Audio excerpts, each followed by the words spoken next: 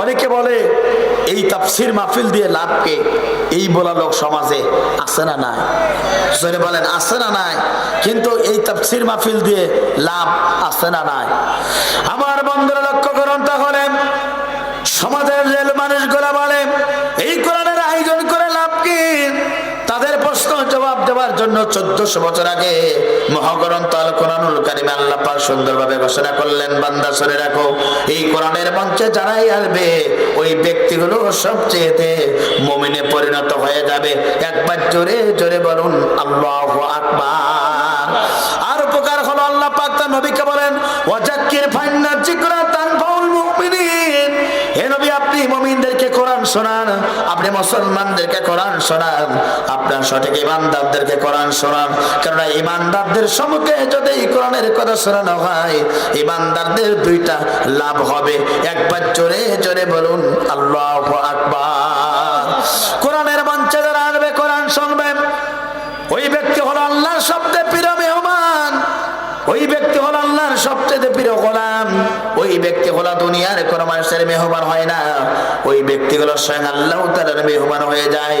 আর আল্লাহ রাব্বুল আমিন খুশি হয়ে যায়, ফেরেশতাদেরকে সম্মুখে ডেকে বলে, ও আমার ফেরেশতারা, তোমরা কে দেখেছ বাংলাদেশ ঐতিহ্যবাহী জেলা সাতক্ষীরা জেলার সদর থানার রেউ মধ্যপাড়া এলাকাবাসী এবং গ্রাম প্রবাসীর উদ্যোগে যে তাফসীর মাহফিল, ওই কোরআনের মঞ্চে আমার পক্ষ থেকে কোরআন নাজিল হলো, এই কোরআনটাকে মেনে নেবার জন্য তারা কোরআনের মঞ্চে বসে গেছে।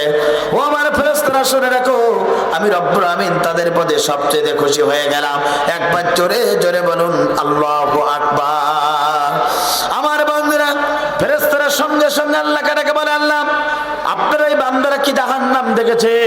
সঙ্গে সঙ্গে বলেন ওরা আপনারা জান্নাত দেখে নাই, ওরা কেবল জাহান্নাম দেখেছে। বলে ওরা আপনারা জাহান্নাম দেখে নাই, ওরা হাসরের ময়দান দেখে নাই, কিয়ামতের ময়দান দেখে নাই। কিন্তু জাহান্নাম থেকে বাঁচার জন্য আর জান্নাত পাওয়ার জন্য পৃথিবীর সবচেয়ে দামি স্থানে তারা বসে গেছে। আল্লাহ আপনার পক্ষ থেকে তাদের জন্য কোনো পুরস্কার আছে কিনা জানতে চায়। সঙ্গে সঙ্গে আল্লাহ রাব্বুল আমিন ফেরেশতাদের একে লক্ষ্য করে বলে, ও আমার ফেরেশতারা শুনে রাখো, ওরা তো মহাগ্রন্থ আল কোরআনুল কারীমে আলোচনা শোনার জন্য কোরআনের মঞ্চে বসে গেছে। আর সেই ব্যক্তিগুলা কোরআনের মঞ্চে বসে গেল। ও আমার ফেরেশতারা তোমরা শুনে রাখো, ওই ব্যক্তিগুলির তামাম জীবনের গুনাহ খাতা আমি রব্বুল আমিন মাফ করে দিলাম। শুধু তাই না, আল্লাহ রাব্বুল আমিন ফেরেশতাদেরকে ডেকে বলেন, মাফ করে আমি এখানে অবশিষ্ট রাখি নাই যে বান্দারা রাতের পর রাত দিনের পর দিন অবলম্বন করে যারা কোরআনের তাফসীর মাহফিলে বসে গেল, তাদারুসুল ইলমি সাতি মিনাল লাইলি, যারা 1 ঘন্টা কোরআনের ময়দানে কোরআন শোনার জন্য বসে গেল, 60 বছর বদলে বা নফল ইবাদত করলে যে পরিমাণ সওয়াব হবে, 1 ঘন্টা কোরআনের ময়দানে বসলে ওই বান্দা এবং বান্দীগুলোর জন্য সেই পরিমাণ সওয়াব আপনার আমলনামায় লেখা হবে। একবার জোরে জোরে বলুন আল্লাহু আকবার। আর যারা আমরা কোরআন শোনার জন্য প্রিয় বন্ধুরা, আল্লাহ পাক বলেন এই কোরআনটা কেন নাজিল করা হলো? আপনি আমি যদি এই কোরআনের কাছে যদি প্রশ্ন করি, আমার বন্ধুরা একটু লক্ষ্য করুন, এই কোরআনের কাছে যদি আপনি প্রশ্ন করি, পৃথিবীর সমস্ত উত্তরগুলো ব্যর্থ হয়ে যাবে। মা ফাররাতনা ফিল কিতাবি মিন শাইই। আপনি আমি যদি এই কোরআনের প্রশ্ন করি, সঙ্গে সঙ্গে এই কোরআন আপনার উত্তর দিয়ে দেবে। একবার জোরে জোরে বলুন আল্লাহু আকবার। আল্লাহ পাক কোরআনুল কারীমের ভিতরে সুন্দরভাবে ঘোষণা করলেন, আলিফ লাম রা কিতাবুন আনজালনাহু ইলাইকা লিতুখরিজান নাসা মিনাল যুলুমাতি ইলান নূর। আল্লাহু আকবার। আল্লাহ পাক বলেন আল্লাহর পক্ষ থেকে জিবরাইল মাতা বিশ্বনবীর প্রতি কোরআনটা নাজিল হলো। কারণটা হলো গোটা পৃথিবীর যত অন্ধকার পথ আছে, অন্ধকার সমাজ আছে, অন্ধকার মতদর্শ আছে, সমস্ত মতদর্শকে ডাস্টবিনে ফেলাই দিয়া সোনালী একটা আলোকের সমাজ তৈরি করার জন্য 1400 বছর আগে আল্লাহ নবীর প্রতি আল্লাহ পাক কোরআন নাজিল করেছিলেন। কথা বলুন ঠিক না বেঠিক? এই কোরআনটা এমন একটা জামানায় আল্লাহ পাক নাজিল করেছিলেন, যে জামানাটা ছিল আয়ামে জাহিলিয়াতপূর্ণ সমাজ, যে সমাজে নারী কোনো সতীত্বের গ্যারান্টি ছিল না, যে সমাজটা ছিল মারামারি কাটাকাটি হানাহানি, যে সমাজে জোরদার ছিল মুল্লুকদার ছিল, আমার বন্ধুরা এমন একটা জামানায় আয়ামে জাহিলিয়াত জামানায় সময় আল্লাহ রাসূলকে আল্লাহ পাক কোরআন সহ করে প্রেরণ করলেন। এই কোরআনের 9 পাস হয়ে গেল, ওই আয়ামে জাহিলিয়াতপূর্ণ সমাজ পরিবর্তন হয়ে গেল, মুসলমানদের মুখে হাসি ফুটলো। কথা বলুন ঠিক না বেঠিক? সুতরাং কোরআন নাজিল হলো অন্ধকার থেকে জাতির লোকদেরকে আলোকিত পথ দেখানোর জন্য।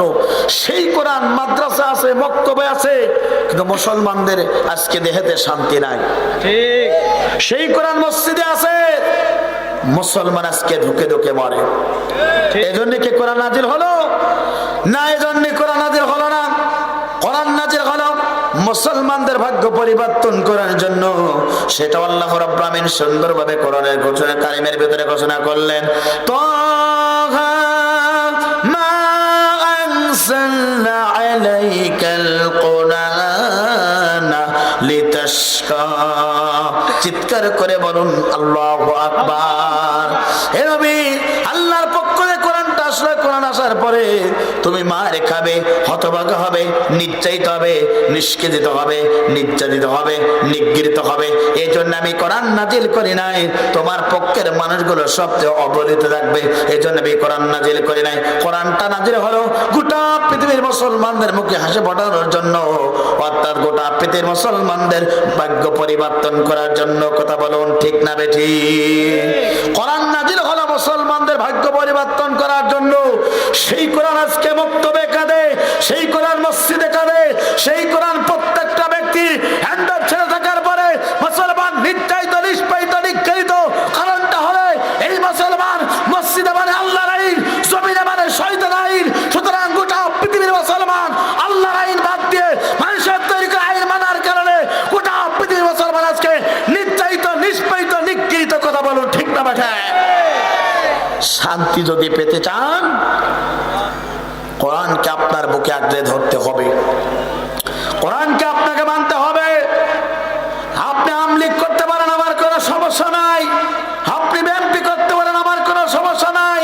আপনি জামাত ইসলামী করতে পারেন, আমার কোনো সমস্যা নাই।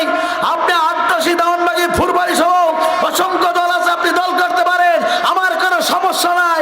আমার বক্তব্য হলো আমজনতা আল্লাহর কোরআনকে মেনে নিতে হবে, ইসলাম মোতাবেক, কোরআন মোতাবেক আপনার জীবনটা করতে হবে।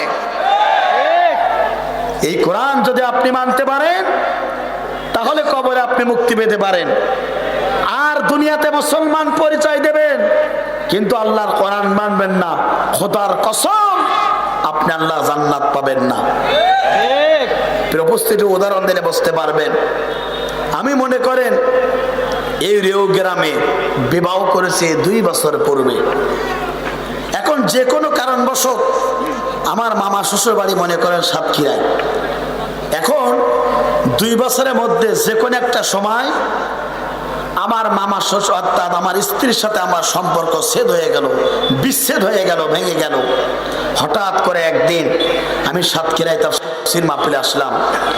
এখন মামা শ্বশুরকে আমি একটু আদর করার জন্য আমাকে বললাম যে মামা শ্বশুর আপনি আমাকে একটু নাস্তা করান। বলুন তো আমার মামা শ্বশুর আমাকে কি নাস্তা করাবে না বাটাম করবে? জোরে বলেন।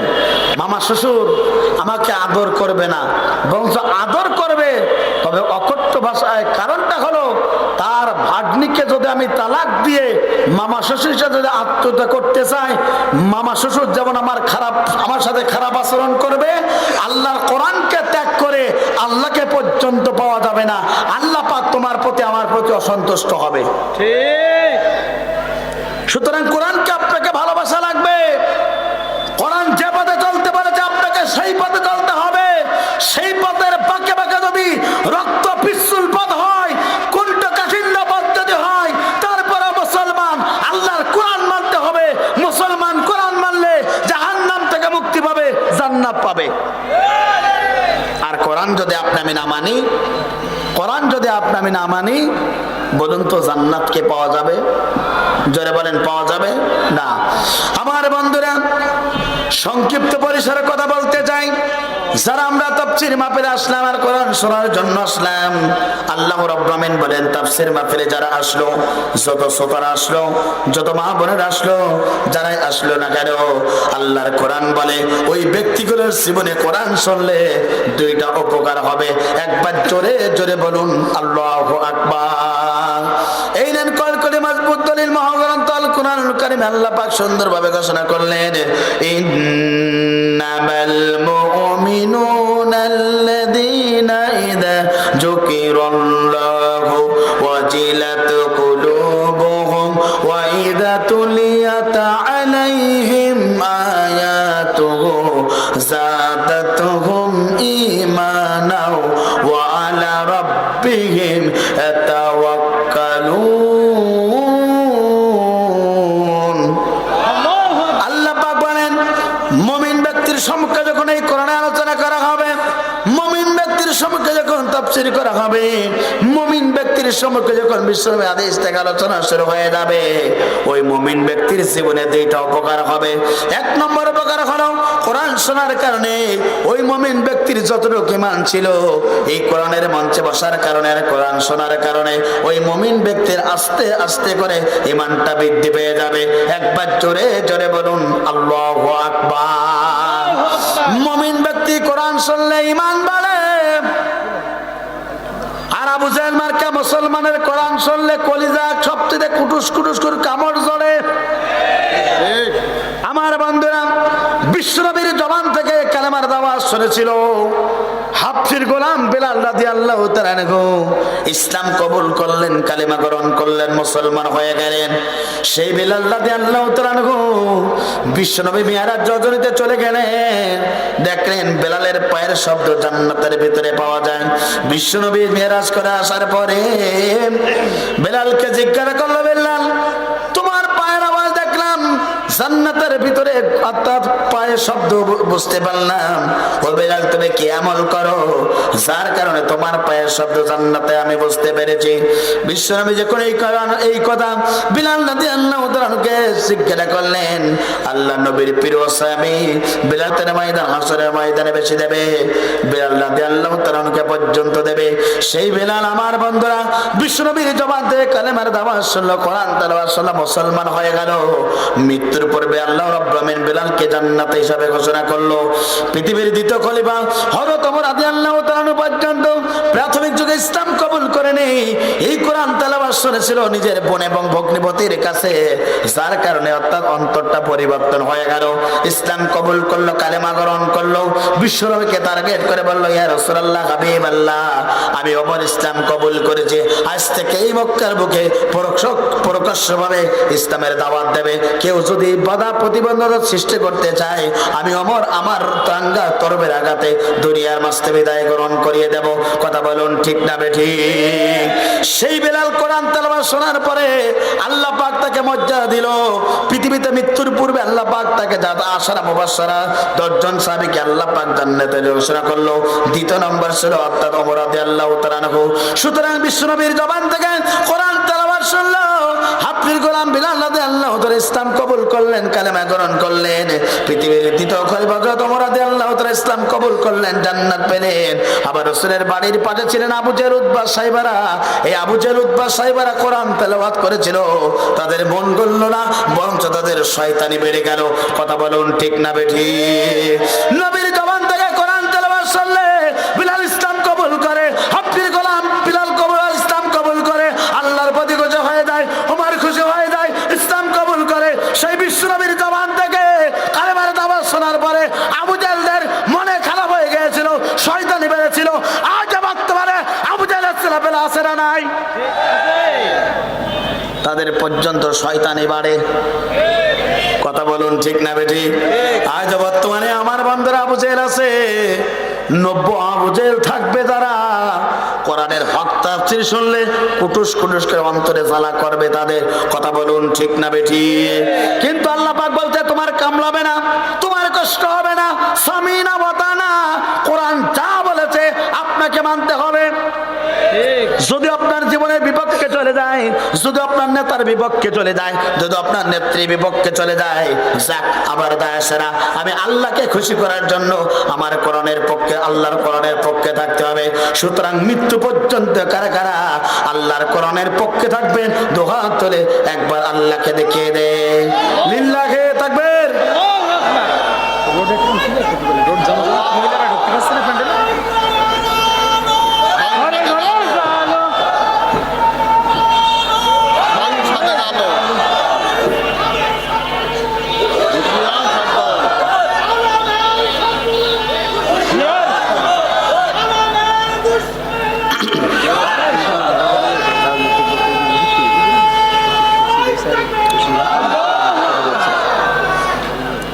আমি ওই ক্লাসের লোক না, একটা প্রতিষ্ঠানে চাকরি করি, বুঝতে পারছি যে চিন্তা করা লাগবে না ইনশাল্লাহ। আমি এখান থেকে যা বলেছি আয়াতে বলেছি না, আপনি তো শুনেছেন আয়াতে বলছি যে আমি এত যা বলবো এই আয়াতের উপরে বিশেষ করে কথা বলবো। যে আমি বুঝতে পারছি, আমি যা বলবো আয়াত তেলাওয়াত করবো, পুরো আয়াতের বাংলাটা বলবো, এতটুকু তো আমার বলতে দেবেন। আলহামদুলিল্লাহ, আলহামদুলিল্লাহ। অত্যন্ত বিচক্ষণ সভাপতি, তিনি আমাকে বলছেন হুজুর আপনি কোরআন দিয়ে কথা বলবেন, কারণ কোরআন সকলেই ভালোবাসে। কথা বলুন ঠিক না বেঠিক? এদেশের প্রধানমন্ত্রী, আমরা এমন একজন প্রধানমন্ত্রী পেয়েছি যিনি তাহাজ্জুদে নামাজ পড়ে, তিনি কোরআন তেলাওয়াত করে, কোরআন তেলাওয়াত দিয়ে দিনের কর্মসূচি শুরু করে। কথা বলুন ঠিক না বেঠিক? আমরাও ঠিক বলতে চাই, আমরা কোরআন তেলাওয়াত করতে চাই, কোরআন মানতে চাই। কোরআন মোতাবেক জীবন যদি আপনি গড়তে না পারেন, তাহলে আপনি দুনিয়াতেও ক্ষতিগ্রস্ত হবেন, আখিরাতেও ক্ষতিগ্রস্ত হবেন। কথা বলুন ঠিক না বেঠিক? এক মন দুধের ভিতরে যদি এক ফোঁটা সিনা পড়ে, দুধটা যেমন নষ্ট হয়ে যায়, গোটা পৃথিবীর সমস্ত আমল করলেন কিন্তু ইসলাম মোতাবেক, কোরআন মোতাবেক জীবন গড়লেন না, ইকবালা মিনহু, ওই ইবাদত আল্লাহ তাআলার কাছে সামান্যতম কাজে লাগবে না। কথা বলুন ঠিক না বেঠিক? আমার বন্ধুরা, আমি আপনাদের সম্মুখে সংক্ষিপ্ত আলোচনা করতে চাই। যাত্রী লোকেরা এই পৃথিবীতে নবীদের সাথে কি আচরণ করেছিল, যার কারণে তারা সবচেয়ে ক্ষতিগ্রস্ত হয়েছিল। আর আপনি আমি যদি ইসলাম মোতাবেক জীবনটা যদি গড়তে না পারি, কোরআন মোতাবেক যদি জীবনটা না গড়তে পারি, আপনি আমি ঠিক একইভাবে মৃত্যুর পরে ক্ষতিগ্রস্ত হব। কথা বলুন ঠিক না বেঠিক? সুতরাং কোন কোন ব্যক্তি এই দুনিয়াতে নামাজ পড়ার পরেও, হজ করার পরেও, মসজিদ তৈরি করার পরেও, রমজান মাসে রোজা রাখার পরেও, দান খয়রাত করার পরেও, তারাবি নামাজ পড়ার পরেও কোন কোন ব্যক্তি মৃত্যুর পরে সবচেয়ে ক্ষতিগ্রস্ত হবে জানার দরকার আছে না নাই? আমার বন্ধু, এক নম্বর পয়েন্ট হলো ওই ব্যক্তিগুলো মৃত্যুর পরে সবচেয়ে ক্ষতিগ্রস্ত হবে যাদের জীবন ব্যবস্থা আল্লাহর কোরআন থাকবে না, যাদের জীবন ব্যবস্থা রাসূলের হাদিস থাকবে না। আল্লাহর কোরআন বলে মৃত্যুর পরে ওই ব্যক্তিগুলা সবচেয়ে ক্ষতিগ্রস্ত হবে। কথা বলুন ঠিক না বেঠিক? এটা আমার কথা না, মহাগ্রন্থ আল কোরআনুল কারীমের কথা। আল্লাহ পাক বলেন ওয়া মাইয়াবতাগি গায়রাল ইসলামি দীনান ফালাই ইকবালা মিনহু ওয়া হুয়া ফিল আখিরাতি মিনাল খাসিরিন। আল্লাহু আকবার। আল্লাহ পাক বলেন যারা আল্লাহর ইসলাম বাদ দিয়ে, যারা আল্লাহর জীবন ব্যবস্থাকে বাদ দিয়ে, এই সমাজে যারা আল্লাহর জীবন ব্যবস্থা, আল্লাহর ইসলামকে বাদ দিয়ে যারা মানুষের তৈরি করে ইসলাম মেনে যারা নামাজ পড়বে, রোজা রাখবে, হজ করবে, যাকাত দেবে, দুনিয়ার সমস্ত আমল করবে, আল্লাহর কোরআন বলে ওই ব্যক্তিগুলো সবচেয়ে হাসরের ময়দানে ক্ষতিগ্রস্ত হবে। কথা বলুন ঠিক না বেঠিক? সুতরাং আল্লাহর জীবন ব্যবস্থা আছে, আল্লাহর কোরআন, সেটাও আল্লাহ পাক কোরআনুল কারীমের ভিতরে সুন্দরভাবে ঘোষণা করলেন ইন্নাদ-দীনা ইনদাল্লাহিল ইসলাম। আল্লাহ তাআলার কাছে একমাত্র, শুধুমাত্র, কেবলমাত্র পূর্ণাঙ্গ জীবন ব্যবস্থা নামাজ, আল্লাহর কোরআন। একবার জোরে জোরে বলুন আল্লাহু আকবার। ইসলামী the complete code of life, পূর্ণাঙ্গ জীবন ব্যবস্থা আছে মুসলমানদের জন্য আল্লাহর কোরআন। এই কোরআন আপনাকে যে কথা বলেছে আপনাকে সেই কাজ করতে হবে। এই কোরআন আপনাকে যে কাজ করতে বলেছে আপনাকে সেই পথে চলতে হবে। এই কোরআন যেটাকে হারাম বলেছে আপনাকে সেটা হারাম জানতে হবে। এই কোরআন যেটাকে হালাল বলেছে সেটাকে হালাল জানতে হবে। এই কোরআন যে রাস্তায় চলতে বলেছে আপনাকে আমাকে সেই পথে চলতে হবে। এই কোরআন যে পথে আপনাকে চলতে নিষেধ করেছে আপনি আমি মুসলমান হিসাবে সেই পথ থেকে বিরত থাকতে হবে, তাহলে আল্লাহর ইসলাম সঠিকভাবে মানা যাবে। কথা বলুন ঠিক না বেঠিক?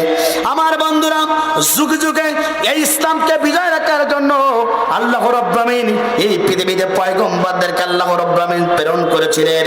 সেটা আল্লাহর কোরআন সুন্দরভাবে ঘোষণা করলেন, হুয়াল্লাযী আরসালা রাসূলা বিল হুদা ওয়া দীনিল হক লিইজহিরাহু আলাদ-দীনি কুল্লিহি ওয়া লাহু কারিহাল মুশরিকুন। আল্লাহ পাক বলেন, তিনি তো সেই সত্তা যিনি এই পৃথিবীতে তার রাসূলকে প্রেরণ করলেন, সাথে দিলেন 70 দিন। হে নবী, তোমার কাজ হলো গোটা পৃথিবীতে যত মানুষের তৈরি করা বিধান আছে, মানুষের তৈরি করা যে আইন গ্রন্থ আছে, সমস্ত আইন গ্রন্থ বাদ দিয়া আল্লাহর জমিনে আল্লাহর জীবন ব্যবস্থাকে প্রতিষ্ঠা করতে হবে। নবী, তোমার দায়িত্ব। এই দিন প্রতিষ্ঠা করতে গিয়ে যদি মুশরিকরা তোমার প্রতি অসন্তুষ্ট হয়, মুশরিকরা তোমার প্রতি যদি খারাপ আচরণ করে, তারপর হে নবী, তুমি কোরআন প্রতিষ্ঠার আন্দোলন করবে, অর্থাৎ কোরআনকে তোমাকে প্রতিষ্ঠার কাজ করতে হবে। কথা বলুন ঠিক না বেঠিক? এটা আমার কথা না, আল্লাহর কথা। আমার বন্ধুরা, সব কোরআনের কলমের কথা। এই জন্য প্রিয় বন্ধুরা, যুগে যুগে যে নবী রাসূল আল্লাহ পাক এই পৃথিবীতে প্রেরণ করেছিলেন, তাদের দায়িত্ব ছিল এই কোরআনুল কারীমটাকে সমাজে বাস্তবায়ন করা। যুগে যুগে যত পয়গম্বর এসেছিল, সমস্ত পয়গম্বরদের দায়িত্ব ছিল এটাই। এইভাবে আমার বন্ধুরা লক্ষ্য করুন, অন্য আয়াতে আল্লাহ পাক বলেন, এই পৃথিবীতে রাসূলদেরকে 2টা দায়িত্ব পর্যন্ত দিয়েছিলেন। তিনি কে? জোরে বলেন, তিনি কে? আল্লাহ পাক সেটাও কোরআনুল কারীমের ভিতরে সুন্দরভাবে ঘোষণা করলেন, ওয়ালাকাদ বাসনা ফি কুল্লি উম্মাতির রাসূলান আনি ইবুদুল্লাহা ওয়াজতানিবুত তাগুত। চিৎকার করে বলুন আল্লাহু আকবার।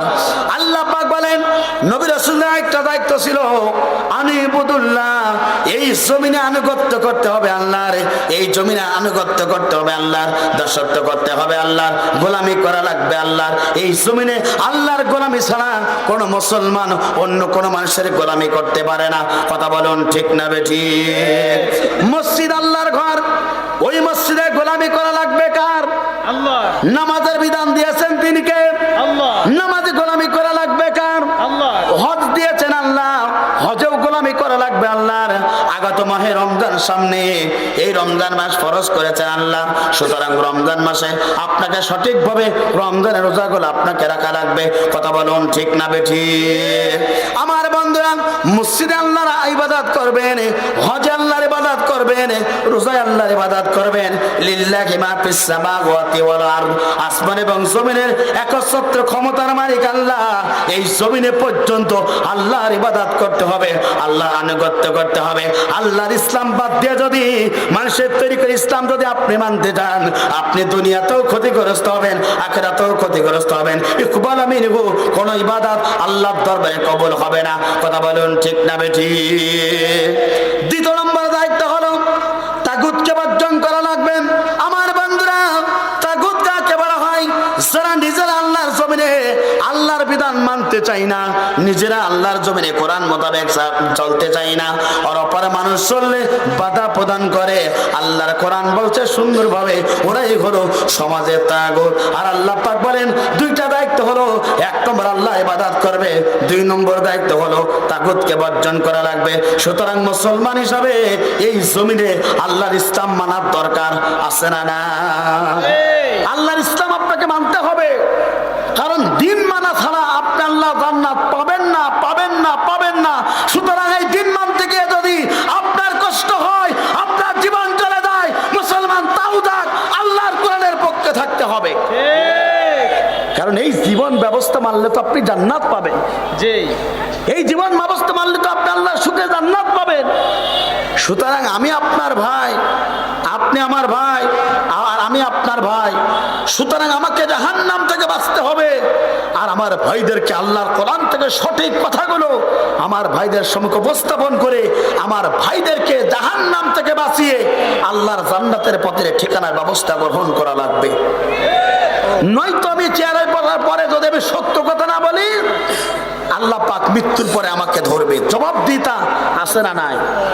জোরে বলেন আছে না নাই? আমার বন্ধুরা, যুগে যুগে যারা এই দিনের কাজ করেছেন, যুগে যুগে যারা নবী আলা কাজ করেছেন, আল্লাহর জমিনে দিন প্রতিষ্ঠা করতে গিয়ে কাজ করেছেন, জাতির লোকেরা সেই অর্থাৎ পয়গম্বরদের সাথে খারাপ আচরণ করেছেন। ইতিহাস প্রমাণ করে এই পৃথিবীর প্রথম রাসূল নাম তার ছিল নূহ আলাইহিস সালাতু ওয়াস সালাম। তিনিও দিনের দাওয়াত দিয়েছিল, 940 বছর দিনের দাওয়াত ইসলামের দাওয়াত দিয়েছিল। বিনিময়ে 80 সংখ্যক লোকরা ইসলাম কবুল করেছিল, আর ম্যাক্সিমাম মানুষেরা ইসলাম কবুল করে নাই, কালেমা গ্রহণ করে নাই। নূহ আলাইহিস সালাতু ওয়াস সালামের সাথে এত খারাপ আচরণ করেছিল।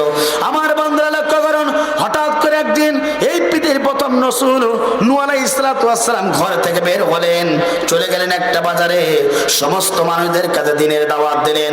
ওই দাওয়াত যখন দিলেন, কিছু দুষ্ট যুবক ছিল, নূহ আলাইহিস সালাতু ওয়াস সালামের হাত দুইটা বেঁধে ফেললো, দুইটা পা বেঁধে ফেললো। বাঁধার পরে নূহ আলাইহিস সালাতু ওয়াস সালামকে আঘাত করা শুরু হয়ে গেল।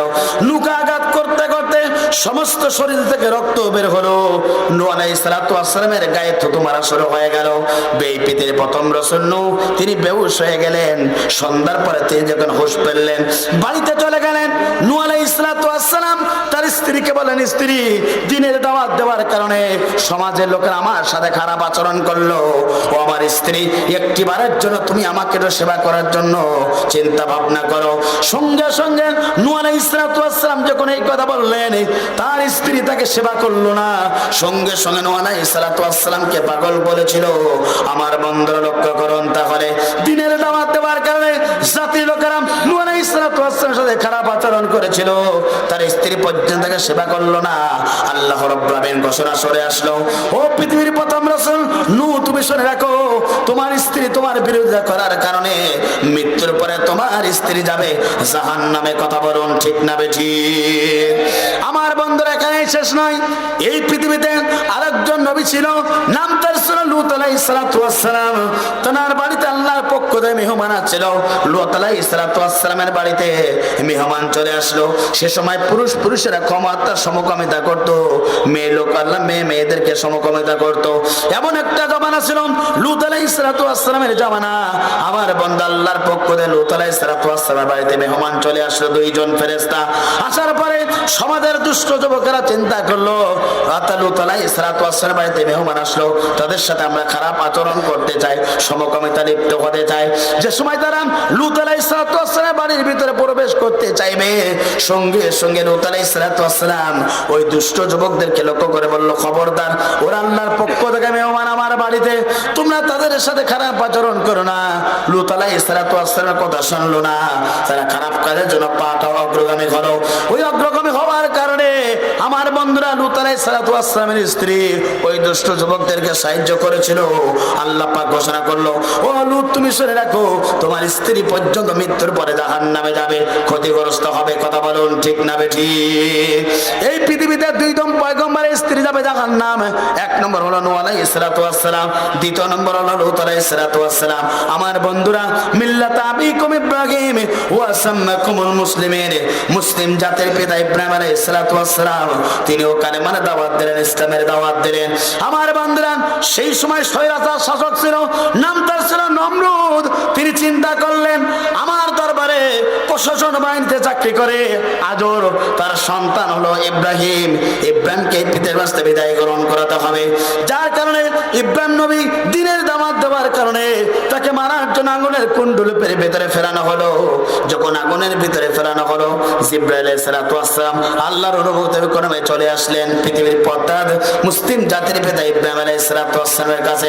ইব্রাহিমকে বলল, আল্লাহর বন্ধু, আল্লাহর বন্ধু, ও ইব্রাহিম, তুমি আমার কাছে সাহায্য চাও, দুইটা ডানা মেরে দেব, সঙ্গে সঙ্গে আগুনগুলো ঠান্ডা হয়ে যাবে। সঙ্গে সঙ্গে মুসলিম জাতির পিতা ইব্রাহিম আলাইহিস সালাতু ওয়াস সালাম তিনি বললেন, না না না, আমার আল্লাহ কানা না, আমার আল্লাহ আমাকে দেখছে, আমি তোমার কাছে সাহায্য চাইব না। আমার আল্লাহ যদি এই আগুনতে আমাকে পুড়িয়ে পুড়িয়ে যদি জীবনটা সারকার করে দেয়, আর দেহটাকে যদি পুড়িয়ে পুড়িয়ে যদি কয়লা করে দেয়, আমি অর্থাৎ ইব্রাহিম আল্লাহর জন্য আমি পড়তে প্রস্তুত আছি। একবার জোরে জোরে বলুন আল্লাহু আকবার। আমার বন্ধুরা, জিবরাইল আলাইহিস সালাতু ওয়াস সালাম আল্লাহর কাছে চলে গেলেন। সঙ্গে সঙ্গে আল্লাহ রাব্বুল আমিন আমার বান্দা সঙ্গে সঙ্গে আগুনকে অর্ডার করলেন, আগুন তুমি আমার খলিল আমার বন্ধু ইব্রাহিমের একটা আগুন দেহের পশম পর্যন্ত পোড়াতে পারবে না, তুমি শীতলকারী হয়ে যাও, ঠান্ডা হয়ে যাও আমার বন্ধু। সঙ্গে সঙ্গে ইব্রাহিম নবী আগুন তার জন্য ঠান্ডা হয়ে গেল। ইব্রাহিম নবী আগুনের কন্ডলে ভেতরে খেলাধুলা করে। কিছুক্ষণ পরে ইব্রাহিম নবী আগুনতে পড়েছে কিনা এটা দেখার জন্য চলে আসলো আগুনের কাছে নমরুদ।